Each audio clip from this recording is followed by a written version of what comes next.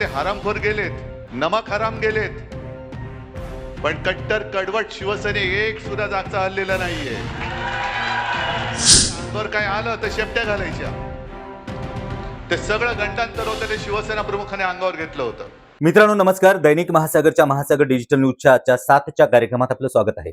खरं बघायला गेलं तर आज उद्धव बाळासाहेब ठाकरे यांनी वाशिम आणि यवतमाळ लोकसभा मतदारसंघामध्ये दौरा केला. त्या ठिकाणी त्यांनी सभा घेतली आणि त्या सभेला प्रचंड गर्दी होती. आपण सिक्वेन्स वाईज समजून घेऊया.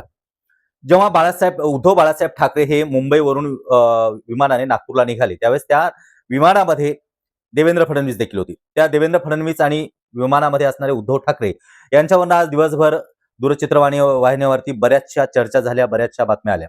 पण त्याबद्दल उद्धव बाळासाहेब ठाकरे यांनी एक सांगितलं की विमानामध्ये राजकीय उच्चस्तरीय चर्चा झाली आणि लवकरच कळेल की काय ठरलं. हा त्याने एक बॉम्ब टाकला. त्याच्यानंतर खरं बघायला गेलं तर एकनाथ शिंदे यांची प्रतिक्रिया येणं साहजिकच आहे. एकनाथ शिंदे यांनी एक प्रतिक्रिया दिली ती म्हणजे त्यांनी सांगितलं की विमानामध्ये चर्चा झाली यापेक्षा विमानाची चर्चा अतिशय महत्वाची आहे. खरं तर या चर्चा दरम्यान काय झालं हे सगळं अंदाज बांधण्यापेक्षा आपण आता जाऊया की नक्की आता सभेमध्ये काय काय झालं. आपण पाहतोय की जवळपास सुरुवातीला जी सभा झाली ती सभा झाली यवतमाळमध्ये. यवतमाळमध्ये सभा झाल्यानंतर त्या सभेला अरविंद सावंत आहेत, अनिल देसाई आहेत, त्याच्यानंतर आदित्य ठाकरे होते, संजय राऊत उपस्थित होते. हा जो दौरा निघाला आहे हा तेव्हाच फिक्स झाला होता जेव्हा हे खासदार फुटले. खासदार फुटल्यानंतर उद्धव बाळासाहेब ठाकरे यांनी सांगितलं होतं की आम्ही आता प्रत्येक लोकसभा मतदारसंघात जाऊन त्या ठिकाणी सभा घेऊ. खरं तर याच्यामध्ये शरद पवारांनी देखील जेव्हा खासदार फुटले ही बातमी कळाल्यानंतर शरद पवारांनी देखील सांगितलं होतं की जिथे जिथे आपल्या महाविकास आघाडीचा खासदार फुटला आणि शिंदे गटात गेला त्या ठिकाणी आपण जाऊन सभा घ्यायची. खरं तर ही सभा आता उद्धव ठाकरे घेत आहेत त्यांच्या सगळ्या टीमसह. त्यामध्ये आज यवतमाळच्या सभेमध्ये त्यांनी स्पष्टपणे जोरदार टीका केली. पाहायला गेलं तर जेव्हा नागपूर विमानतळावरती उद्धव ठाकरे उतरले तेथूनच त्यांच्या मागे प्रचंड गर्दी होती आणि उद्धव ठाकरेंनी सांगितलं की हाच तो माझा कडवा आणि कडवट शिवसैनिक आहे जो माझ्यासोबत उरलेला आहे. जरी हे खासदार फुटले, 50 खोके घेऊन फुटले, तरी माझा कडवट शिवसैनिक माझ्यासोबत आहे आणि मला बाहेर पडून हेच दाखवायचं होतं की माझ्यासोबत कोण आहे. आणि खरोखरच आज प्रचंड गर्दीने हे दोन्ही मेळावे साजरे झाले. आता आपण पाहतोय की वाशिमचा मेळावा नुकताच संपन्न झाला. वाशिमच्या मेळाव्यामध्ये त्यांनी संजय राऊत यांनी देखील सांगितलं की मी जेव्हा भाषण करतो, मी जेव्हा बोलतो, मी शिवराळ भाषेमध्ये भाषण करतो, पण मी बाळासाहेब ठाकरेंचा शिष्य आहे, त्यामुळे साहजिकच आहे माझी ही भाषा असायलाच पाहिजे. आता आपण पाहतोय की ज्यावेळेस यवतमाळ आणि वाशिममध्ये सभा घेतल्यानंतर वाशिममध्ये जो एक उमेदवार उभा राहिला होता आमदारकीला, म्हणजे त्यांचं नाव होतं सिद्धार्थ देवळे. त्यांना 1 लाखापेक्षा जास्त मतं त्या ठिकाणी पडले होते. आणि ही गोष्ट जशी उद्धव ठाकरेंना वाशिमच्या सभेमध्ये अरविंद सावंत यांनी सांगितलं की हाच तो उमेदवार आहे ज्याला 1 लाखापेक्षा जास्त मत पडले होते. तर आज खरं तर उद्धव ठाकरेंना तो उमेदवार दिसता क्षणी उद्धव ठाकरेंनी आज त्यांच्या भाषणामध्ये, आज सभेमध्ये, वाशिमच्या सभेमध्ये थेट 2029 ची उमेदवारी जाहीर केली आणि प्रेक्षकांमध्ये किंवा बसलेले जे शिवसैनिक आहेत त्यांनी प्रचंड टाळ्या आणि शिट्या वाजवल्या. आमदार पण पाहिजेत आणि मला खासदार पण पाहिजे. देणार आहात तुम्ही? आता सांगितलं ना डॉक्टर देवळे, बरोबर ना? गेल्या वेळेला किती मतं पडली? 1,04,000. कुठला मतदारसंघ होता? वाशिम. पुढच्या वेळेला आमदार करण्याची जबाबदारी तुमची. आतापासून तयारीला लागा. निवडणुकीसाठी जी जी मांडणी करायची, जी बांधणी करायची ती करत राहा. खरं तर 2029चा आमदारकीचा उमेदवार देखील आता उद्धव ठाकरे यांनी निवडला आहे. तर ह्या सभेमध्ये काय काय झालं बघायला गेलं तर वाशिममध्ये आज उद्धव ठाकरे यांनी सांगितलं की वाशिम जिल्ह्याची निर्मिती ही मुळातच बाळासाहेब ठाकरे यांनी केली आहे आणि वाशिम यवतमाळ हा जो मतदारसंघ आहे हा शिवसेनेचा बालेकिल्ला आहे. तर यावेळी त्यांनी सांगितलं की जवळपास जेवढे शिवसैनिक या ठिकाणी आहेत हे कट्टर बाळासाहेब ठाकरेंचे शिवसैनिक आहेत, त्यामुळे हीच माझी प्रॉपर्टी आहे. यवतमाळच्या सभेमध्ये देखील त्यांनी सांगितलं की जेव्हा तुफान पाऊस पडतोय किंवा पावसाला सुरुवात होते आणि पावसाला सुरुवात झाल्यानंतर तिथे अंकुर फुटायला लागतात, तसाच आता हा माझा नवीन पडलेला पाऊस आहे आणि मी जे सभा घेतोय यातून आता नवीन अंकुर तयार होतील आणि हे आम्ही सातत्यानं करत जाऊ. तर ह्या दोन्ही सभामध्ये खरं तर संजय राऊत यांनी देखील जोरदार टीका केली. ज्यांनी साईबाबांची आणि आईबाबांची शपथ घेतली होती असे लोक आम्हाला सोडून गेले. आणि अरविंद सावंत यांनी देखील भाषणामध्ये सांगितलं की संजय देशमुख यांनी खरं तर ज्यावेळेस बैठक आयोजित केली होती उद्धव ठाकरेंनी, त्या बैठकीला ते येऊ शकले नाही. त्यांनी सांगितलं की माझ्या मुलीची चोरी आहे, पण यांनी स्वतःचीच चोरी केली. आणि त्यांनी सांगितलं की माझ्या मुलीची चोरी केली, पण यांनी स्वतःचीच चोरी केली. आणि त्यांनी सांगितलं की माझ्या मुलीची चोरी केली, पण यांनी स्वतःचीच चोरी केली. आणि त्यांनी सांगितलं की माझ्या मुलीची चोरी केली, पण यांनी स्वतःचीच चोरी केली. असं उद्धव ठाकरे यांनी त्यांना कडवट भाषेमध्ये सुनावलं. आम्ही त्यांच्यावरती विश्वास ठेवला की चला मुलीची सोयरी काय. मी दुसऱ्या दिवशी त्यांना फोन करून विचारलं, असं उद्धव ठाकरे म्हणाले. मी दुसऱ्या दिवशी त्यांना संध्याकाळी फोन करून विचारलं की झाली का सोयरी? तर त्यांनी सांगितलं हां, हां, झाली. तर अरविंद सावंतनी यांचा खूप चांगला समाचार घेतला. अरविंद सावंत यांनी सांगितलं की ज्या अ, खासदार आहेत त्यांनी शपथ घेतल्या, कोणी आई-बाबांची, कोणी साईबाबाची, कोणी तुळजाभवानीची. तर एवढ्या शपथ घेऊन ते जर उद्धव ठाकरेंना खोटं बोलत असतील, तर ते तुम्हाला का खोटं बोलत नाहीत? तर तुम्हाला का खोटं बोलणार नाहीत? असे जे खासदार आपल्यातून निघून गेले, तर त्या खासदारांना जिथे भेटाल तिथं जा बिचारा असं थेट उद्धव ठाकरे यांनी आज सांगितलं आहे. बरं ह्या आता सगळ्या दोन्ही सभा झाल्या. दोन्ही सभा झाल्यानंतर साहजिकच आहे एकनाथ शिंदे यांचं भाष्य होणारच. एकनाथ शिंदे यांनी दोन्ही सभा झाल्यानंतर सांगितलं, की मी त्यांना कामाला लावलं. जे आता सभा होतात, त्या सगळे जे आता मतदारसंघामध्ये उद्धव ठाकरे फिरतात, हे मीच त्यांना कामाला लावलं असं आज एकनाथ शिंदे यांनी देखील त्यांना टोला मारला आहे. तर ह्या राजकारणामध्ये ज्या पद्धतीनं जी परिस्थिती निर्माण झाली आहे, त्याच्यानंतर आपण आज दिवसभराच्या घडामोडीवरती देखील लक्ष टाकलं तर पाहतोय, धाराशिवचे जे खासदार आहेत ओमराजे निंबाळकर, ते देवदर्शनाला गेले आहेत श्रीकांत शिंदेसोबत. तर याच्यामध्ये एक महत्त्वाचा ट्विस्ट आलेला आहे, की शिंदे गटाचे जे मंत्री आहेत प्रताप जाधव यांचं मंत्रिपद काढून घेऊन ते संजय जाधव आणि ओमराजे निंबाळकर यांना दीड वर्षाच्या टर्म्सवरती देण्यात येणार असल्याची चर्चा सुरू आहे.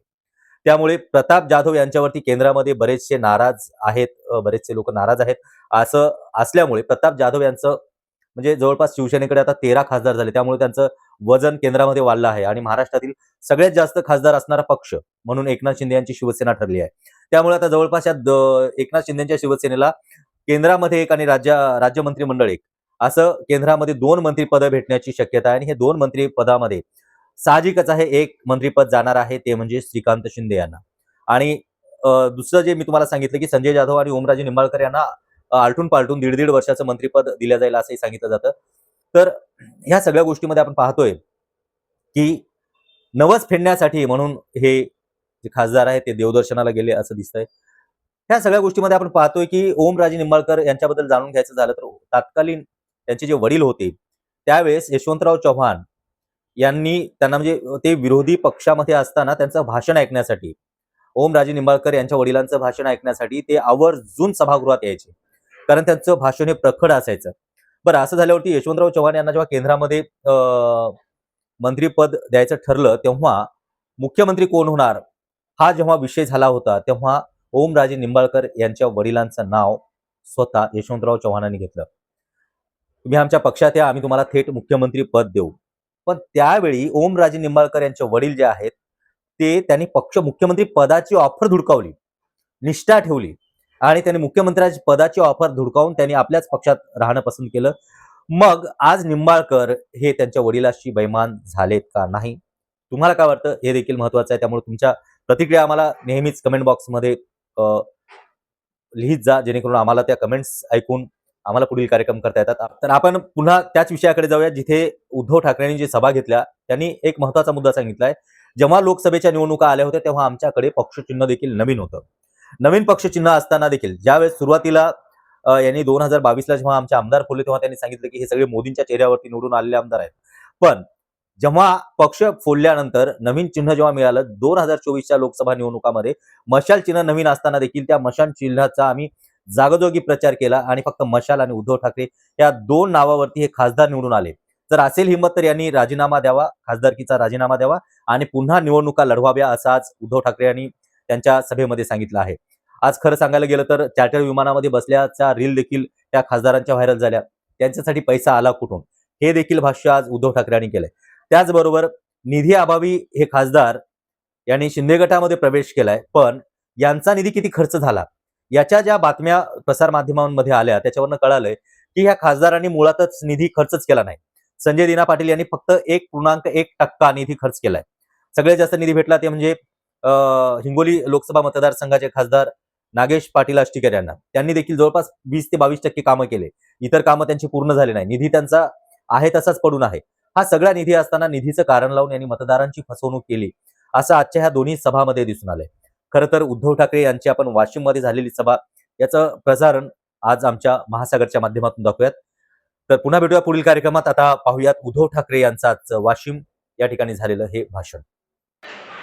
मग काही जणांनी एक कोल्हेकुई सुरू केली की शिवसेना संपली. उद्धव ठाकरे फिरत नाहीत. मग म्हटलं मी फिरतोच आणि राहिलेली शिवसेना दाखवतोच, तिची ताकदही दाखवतो. आणि एक लक्षात आलेलं आहे माझ्या की संजय आता आपण जे बोललात ते हरामखोर गेलेत, नमक हराम गेलेत, पण कट्टर कडवट शिवसेने एक सुद्धा जागचा हललेला नाहीये. काही वेळेला काय होतं की चांगल्या गोष्टीला एक नजर लागते.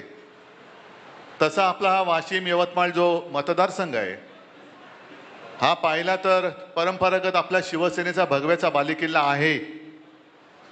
कारण या वाशिम जिल्ह्याची निर्मितीच हिंदू हृदय सम्राट शिवसेना प्रमुखांनी केली, आपल्याला माहिती असेल. आणि सातत्याने इथून तुम्ही सगळ्यांनी ज्याच्या हातामध्ये भगवा आहे तो आपला व्यक्ती न बघता मतदान केलं. मग आमदार असेल तर आमदार, खासदार असेल तर खासदार तुम्ही निवडून दिलं.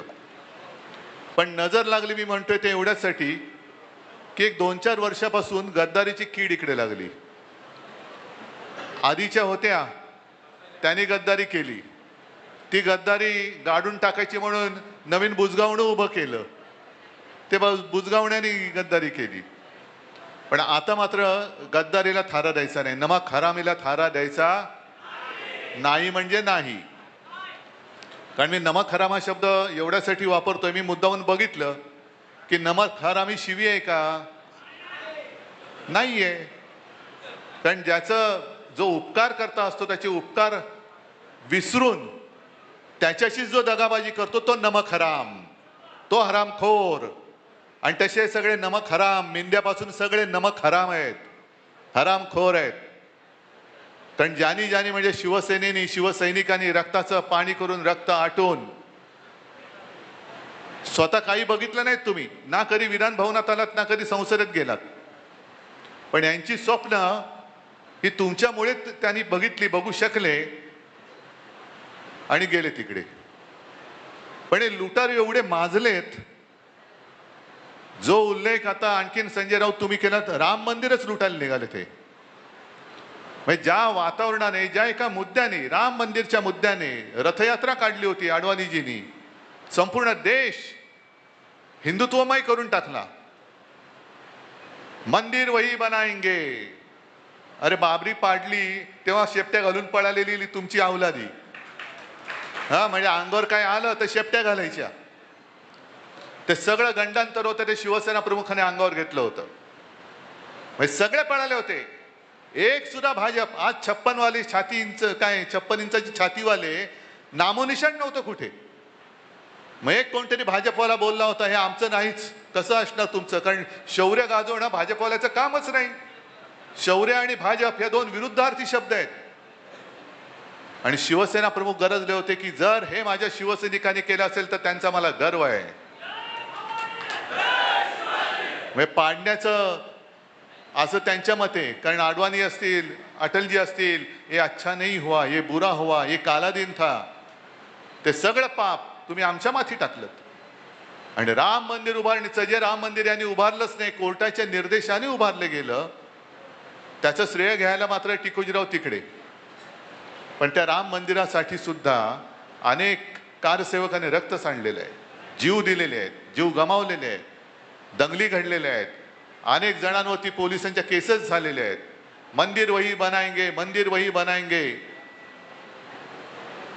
मग शिलापूजन झालं, त्याच्यात सुद्धा शिवसेना प्रमुख, शिवसेना म्हणजे आता जे म्हणतात ना मी फिरलो नाही, तेव्हा शिवसेना प्रमुख जर फिरले नसते तर भाजपला गावातल्या काळ्या कुत्र्याने विचारलं नसतं. आणि अशी हिंदुत्वाची लाट निर्माण झाली, राम मंदिर निर्माण झालं. काय अभिमान वाटला आपल्याला. आणि त्या राम मंदिरावरती दरोडा घालणारे आत्ताचे बाबर आहेत हे. त्या काळी मंदिर पाडलं गेलं होतं, या काळी मंदिर बांधून लुटणारे ही बाबराची अवलाद नाही तर दुसरी कोणाची अवलाद आहे? गद्दारी फक्त उद्धव ठाकरेशी नाही झालेली, गद्दारी फक्त शिवसेनेशी किंवा गद्दारी तुमच्याशी नाही झालेली. गद्दारी या देशातल्या हिंदूंशी झाली आहे, हिंदूंच्या भावनांशी झालेली आहे, हिंदुत्वाशी झालेली आहे गद्दारी आहे. हे गद्दार जे तिकडे गेलेत त्याच्यामध्ये एका तरी हिंमत आहे लोकसभेमध्ये उठून प्रश्न विचारण्याची? राम मंदिर लुटलं जात आहे, मध्य प्रदेशच्या मुख्यमंत्र्यांच्या नावाने मंदिरांच्या इथल्या जमिनी ढापल्याच्या, कुटुंबियांच्या नावाने ढापल्याचे घोटाळे बाहेर येत आहेत. आता येताना मी वाचत होतो, राजस्थानमध्ये एक केंद्रीय मंत्री आहेत चौधरी नावाचे. इकडे शेतकरी आलेत का रे? सगळे खुश आहेत का? तुमच्या मालाला, शेतमालाला भाव मिळालाय? तुम्हाला नाही मिळाला. पण चौधरी नावाच्या त्या माणसाने काय केलं, तो या समितीचा उपाध्यक्ष आहे, त्यांनी स्वतःच्याच काकडीच्या शेताला 99 लाखाचं अनुदान देऊन टाकलं. बसा बोंबलत तुम्ही, हमी भाव पाहिजे, हमी भाव पाहिजे, हमी भाव पाहिजे. हमी भाव पाहिजे असेल तर खासदार व्हा, आमदार व्हा, मग बघा कसा हमी भाव मिळतोय खोक्यानी. मग खोक्याने हमी भाव मिळतोय. पण त्या चौधरी नावाच्या माणसाने स्वतःच्याच खात्यातनं स्वतःच्याच शेताला काकडीच्या पिकासाठी 99 लाख रुपये अनुदान देऊन टाकलं. याला म्हणतात कोल्हा काकडीला राजी. कोल्हा म्हणजे शूद्र वृत्तीचा माणूस. त्याला काकडी दिला तरी तो आनंदी असतो. सुख किती जरी असलं तरी काकडी दिली तरी चालतं. तसे गद्दार, त्यांना तुमचं प्रेम परवडलं नाही, प्रेम नाही पचलं, पण गद्दारी पचते म्हणून नमक हरामी केले त्यांनी. हा राम मंदिराचा मुद्दा, हिंदुत्वाशी गद्दारी केलेला मुद्दा, आपल्याशी गद्दारी केलेला मुद्दा सोडता येणार नाही, सोडू शकत नाही. आम्ही अस्सल कडवट देशाभिमानी हिंदू आहोत, मराठी आहोत, पण हिंदू आहोत. आमच्या हातात सुद्धा भगवा आहे, छत्रपती शिवरायांचा भगवा आहे. आम्ही सुद्धा जय शिवराय आणि जय श्रीराम बोलतो. पण त्यांचं म्हणजे भाजपचं हिंदुत्व हे भोंदुत्व आहे आणि आमचं हिंदुत्व हे देशाभिमानी हिंदुत्व आहे. आमचं हिंदुत्व हे घर पेटवणारं हिंदुत्व नाही, तर घरातली चूल पेटवणारं हिंदुत्व आहे. आमचं हिंदुत्व हे हृदयात राम, हाताला काम आणि शेतमालाला दाम देणारं आमचं हिंदुत्व आहे. नुसती माती भडकून काही होणार नाहीये. हे इथले जे गेले गद्दार, माणसाने किती खोटं बोलायचं. तुम्ही म्हणाल तुम्हीच दिला होता, होय माझीच चूक आहे, मीच तुमची माफी मागायला आलेलो आहे, इथल्या मतदारांची माफी मागायला आलेलो आहे. कारण तेव्हा जे आपल्याला डिवसलं गेलं होतं की काय म्हणे तुमचे 18 खासदार मोदींच्या चेहऱ्यावरती निवडून आले. अरे ठेवला चेहरा बाजूला, शिवसेना प्रमुखांचा चेहरा मशाल हातात घेऊन, म्हणजे त्यांनी या नमक हरामानी पक्ष चोरला, निशाणी चोरली, वडीलही चोरले, तरी देखील 9 खासदार तुम्ही हक्काचे आपले मशाल या चिन्हावरती निवडून दिले होते. आणि मला आठवत आहे की मी इथे आलो होतो, जवळपास लोकसभेच्या प्रत्येक मतदारसंघात मी आलो होतो ना, फिरलो होतो ना. निशाणीचा पत्ता नव्हता, कारण निशाणीच आपल्याला अनिल शेवटच्या 15 दिवसात मिळाली. पण मी तुम्हाला उमेदवार सांगत होतो, तुम्ही मागचा पुढचा कसलाही विचार न करता, म्हणजे या माणसाने मागे एकदा गद्दारी केलीच होती, आपल्याशी केलीच होती आणि मग परत आले. माझ्याकडे ती व्हिडिओ क्लिप आहे, मी आत्ताच्या आधीच्या मेळाव्यात ऐकवली ती. त्याच्यात ते म्युझिक वगैरे म्हणून ती नीट लागत नाही, आवाज येत नाही. पण गदगदलेल्या कंठाने सांगितलं की हिंदू हृदय सम्राट शिवसेना प्रमुख बाळासाहेब यांनी सांगितले की जो माणूस संकटात असेल तिकडे जात पात धर्म न बघता त्याच्या मदतीला धावून जा. आणि आज माझी 82 वर्षाची आई, म्हणजे त्यावेळेला ते म्हणालेत, तिनेही सांगितलं की शिवसेनेसोबत जा. मग त्या मुलाखत करती जी महिला आहे तिने सांगितलं, विचारलं तुम्ही गदगदलेत, तुम्ही ठाकरेंसोबत राहणार का? हो मी ठाकरेंसोबतच राहणार. म्हणजे आईच्या नावाने खोटं बोलताय. मी जेव्हा मातोश्रीवरती बैठक बोलवली होती तेव्हा मला आदल्या दिवशी फोन केला, नाही मुलीची सोयरीक जुळते, पाहुणे पाहायला येणार आहेत, तर मी काय करू? म्हटलं काय करणार, थांबा आता, पण व्हिडिओवरनं जॉईन व्हा. हे सगळं खोटं बोललेले, कारण सोयरीक स्वतःची जुळवत होते, खोक्यांची बोलणी चालू होती. हुंडा किती देणार, देण्या घेण्याच्या गोष्टी करायला पाहुणे जाणार होते. हे नमक हराम पाहुणे या नमक हरामाच्या घरी जाणार होते भाव ठरवायला, किती भाव देतोय बोल. म्हणजे आईच्या नावाने खोटं बोलणारा माणूस, मुलीच्या नावाने खोटं बोलणारा माणूस, आपल्या सगळ्यांशी खोटं बोलणारा माणूस विकासासाठी गेल्या याच्यावरती विश्वास बसतो तुमचा? कधीतरी शेतकऱ्यांसाठी रस्त्यावर उतरलेला माणूस दिसलाय? तुम्ही सगळे उतरलात. आपण बुलढाण्यामध्ये मोर्चा काढलेला, अकोल्यामध्ये काढला, इथे सुद्धा तुम्ही लोकांनी शेतकऱ्यांसाठी आंदोलन केलं, पण शेतकऱ्यांसाठी ना तिकडे लोकसभेत आवाज उठवला, ना कधी इकडे रस्त्यावरती उतरला. आणि विकास निधीचा सुद्धा तो तक्ता मी नाही मांडला, त्या मुंबई तकच्या साहिल जोशीने मांडलेल्या, पाहिलं का तुम्ही? निधी किती आला आणि निधी किती खर्च झाला, म्हणजे विकास निधी मिळत होता तुम्हाला. बरं, विकास निधी हेच जर का कारण असेल तर मग असं समजायचं का की याच्या पुढे कोणी भाजपच्या व्यतिरिक्त कोणाला मतच द्यायचं नाही, कारण तिकडे विकासच होणार नाही. इथे भाजपच्या छाताडावरती आपला भगव्याचा खासदार निवडून आला, पण भाजपला मतं मिळालीच नाही इकडे. मग त्यांची कामं काय करायची नाहीत? आम्ही हा भेदभाव केला नाही. इकडे माझ्याकडे आजही खासदार आहेत, आजही आमदार आहेत, आमदार तर आहेतच. कोणी काम घेऊन आला तर त्याला कोणता पक्ष विचारत नाही. मुंबईमध्ये सुद्धा कोणी शाखेमध्ये आला, रक्ताची गरज आहे, त्याला विचारत नाही पक्ष कोणता. पटकन शिवसैनिक तयार होतो, त्याचा जो ब्लड ग्रुप असतो त्याच्याप्रमाणे आपला रक्तदाता तयार होतो, आणि तो भला कोणत्याही पक्षाचा असतो, अगदी भाजपचा असला तरी आपल्या निष्ठेचं रक्त त्याच्यामध्ये देण्याचं तो पवित्र काम करत असतो. रक्तदान पवित्र काहीतरी आमच्या माध्यमातून 2 थेंब तरी निष्ठेचं रक्त या गद्दारांच्या अंगामध्ये दिलं पाहिजे. आता हा प्रश्न केवळ तुमचा आमचा नाहीये. जे एक लोकसभेच्या वेळेला यांचा प्रचार चालला होता, अबकी बार 400 पार, कारण यांना मूळ म्हणजे संविधान बदलायचंय. यांना ते डिलिमिटेशनचं बिल जे त्या 2/3 बहुमत झालं नव्हतं ते पास करण्यासाठी मग शिवसेना फोड, राष्ट्रवादी फोड, तिकडे तृणमूल फोड, आणखी नुसती फोडाफोडी करायची. शेतकरी आत्महत्या करतोय. यवतमाळ वाशिम हा पट्टा जास्तीत जास्त शेतकऱ्यांनी आत्महत्या केलेल्या आहेत. लाज लज्जा शरम राज्यकर्त्यांना कोणाला काही राहिलेलं नाहीये. खोकेच्या खोके घेऊन तुम्ही गद्दाराच्या घरी जाताय. अरे सारी लाखाची मदत माझ्या शेतकऱ्याच्या घरात जाऊन का नाही करत तुम्ही? ज्याप्रमाणे आपलं सरकार असतं आपण कर्जमुक्ती केली होती. मी मुक्ती शब्द वापरतोय, कर्जमाफी नाही. माफी ही गुन्हेगाराला द्यायची असते. माझा शेतकरी गुन्हेगार नाही, तो माझा अन्नदाता आहे, त्याला मी मुक्त करेन. माफ करण्याची तर वेळच येत नाही, कारण तो अन्नदाता आहे. कर्जमाफी हा शब्द माझ्याकडे नाहीये. आणि मी अनेक वेळा विचारलेलं आहे, ज्याप्रमाणे कोणती अटीतटीचा सामना न करता 2 वेळा ते आपले सेवा केंद्र काय जे आहे सरकारचं तिकडे गेल्यानंतर शेतकऱ्याच्या खात्यात थेट कर्जमाफीचं किंवा कर्जमुक्तीचे पैसे हे जात होते की नव्हते? मग ती कर्जमुक्ती आणि यांची हे कोण मोठे आलेत कर्जमाफी करणारे, कोण तुम्ही? 2019ची कर्जमुक्तीचा लाभ ज्यांना मिळालाय त्यांना ह्या कर्जमाफीचा लाभ मिळणार नाही. काऊन देणार नाही? हे गद्दार उघडणार आहेत तोंड, विचारणार आहेत. जे नमक हराम मिंदे तिकडे बसलेले आहेत ते मुख्यमंत्र्यांना विचारणार आहेत. कोणाची हिंमत नाहीये, पण कोणी प्रश्न विचारायचे नाहीत म्हणून फोडाफोडी करत चाललेले आहेत. आणि शिवसेना ही केवळ आमदार खासदारांपुरती मर्यादित नाही.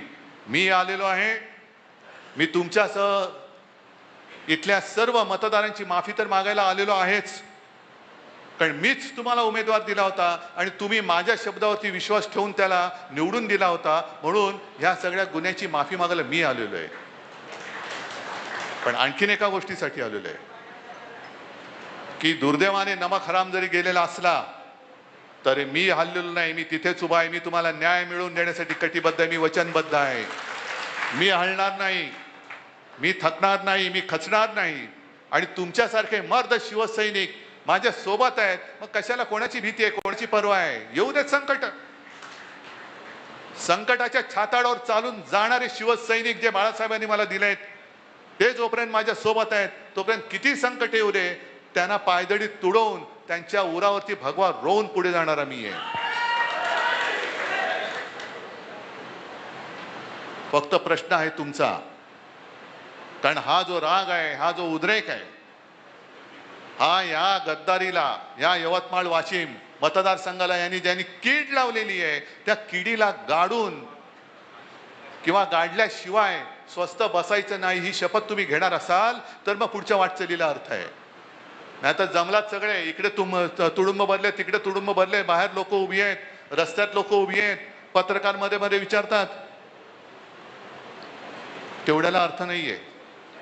ही गद्दारीची कीड गाडण्यासाठी तुम्ही 3 वर्ष तर 3 वर्ष, कारण आपण त्यांना काय आव्हान देतोय, हिम्मत असेल तर राजीनामा दे आणि मैदानात उतर. अरे हिम्मत असती तर चार्टर्ड विमानाने पडून नसते गेले. म्हणजे विकास निधी खासगी विमानातून दिल्लीवारी आणि सगळीकडे जात आहेत, हा यांचा विकास. माझा शेतकरी बोंबलतोय आणि विमानातून वरनं आमचा विकास निधी चाललेला आहे. काय चाटायचंय?